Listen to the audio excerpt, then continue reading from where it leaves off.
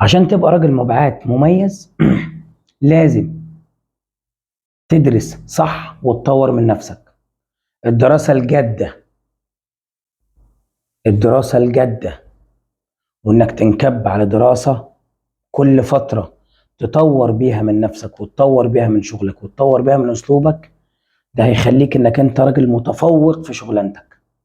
قال لك يتميز نظام التعليم الجاد بعدد من الخصائص، أولها التأثير. بتتعلم ازاي تكون مؤثر في الدائرة اللي حواليك، وكل ما الدائرة كبرت انت اصبحت شخصية مؤثرة. اتنين، التكرار.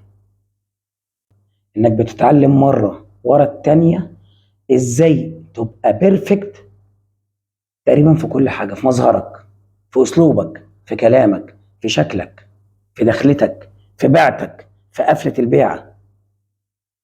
ثلاثة، التدعيم. انك بتدعم نفسك كل فترة بافكار جديدة ودراسات جديدة بتطور منك ومن شغلك.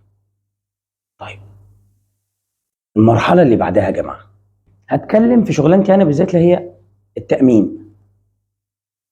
قدامك حاجتين في شغلانة التأمين: إما أن تكون راجل بيسلم طلبات زي الدليفري، تروح تقعد مع العميل، جت معاك جت ما جاتش إيه، أنت عملت اللي عليك.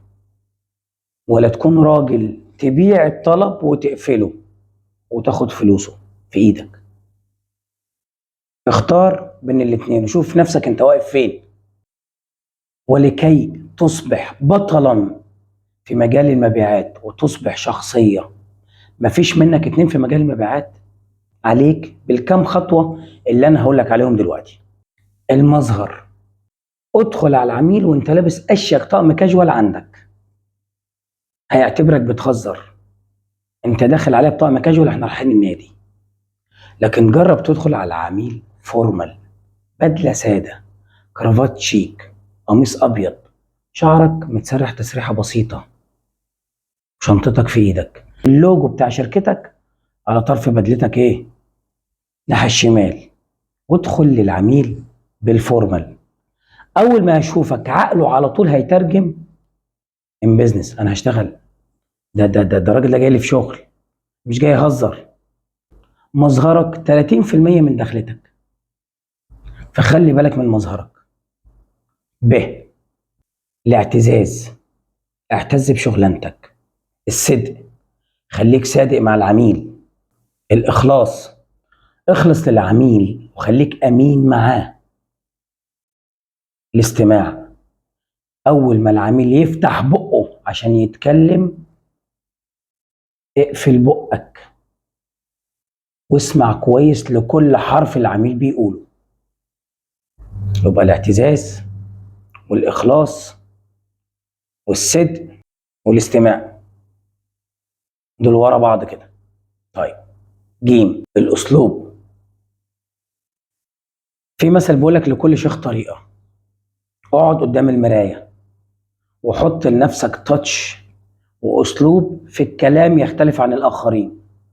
هو انت في الاول لو انت بروكر جديد في الشركه، سواء في اي شركه تامين، هتلاقي نفسك بتقلد الشخص اللي انت ايه اتعلمت على ايده. وبعد كده بتلاقي نفسك انك انت ايه بدات تحط قالب لنفسك خاص بيك لوحدك. وبتلاقي نفسك انك انت طول ما انت داخل تعمل برزنتيشن لشغلك قدام اي عميل، تلاقي نفسك انك انت حطيت بصمتك انت الشخصيه مع العميل. فاجي يقول لك فلان ده شاطر، فعميل تاني ممكن يشوف زميل ليك اشطر، لكن هي عباره عن وجهات نظر وكل واحد وليه دخلته. طيب، ثقه بالنفس. في ناس ممكن يكون ثقتي بنفسي عاليه، بس لما بدخل اعمل مثلا عندي ميتنج مع عميل بلاقي نفسي متوتر شويه.